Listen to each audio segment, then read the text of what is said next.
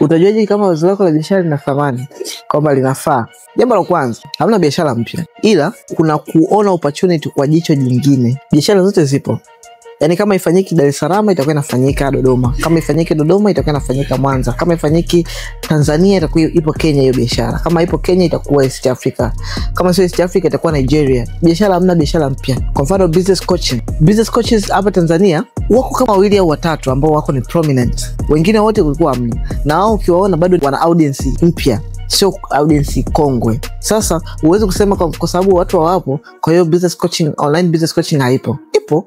Inafanyika US. Kwa hiyo kwa sababu haipo sio kwamba eti haipo duniani. Ni watu wa Tanzania ndio hamjawahi kuzindua. Ukitaka kujua ina value, angalia mtu wengine ambao tayari wamefanya hicho kitu kwa namna gani. Kama wamefanya hicho kitu na kinafanikiwa, cha pili angalia namna gani kinafanya monetization. Kitu kikubwa huwa ni kinaingiza hela. Kati ya kitu ambacho ni cha msingi sana. Usifanye tu biashara kwa sababu inakufurahisha, unaipenda. Inaingiza pesa. Unaweza kuingiza hela kwenye hicho kitu. Kama uwezi kuingiza hela kwenye hicho kitu, hiyo biashara cha nayo. Na kudhibitisha kama kitengeze hela, inabidi utafute mtu ambaye kidogo ana experience na mambo ya kuelekeza. Kwa mfano, unaweza ku comment neno course hapo chini, then ukaja kwangu kule na kukupa elimu namna gani kufanya monetization, alafu nikakupa na elimu namna gani kujua kumonetize kitu chako. Kwa hivyo sometimes unaweza kuhisi kitu hakiwezekani, kumbe kinawezekana. Ni issue ya kujua hivyo pengine vile. Jifunze kwa watu ambao tayari wamefanya.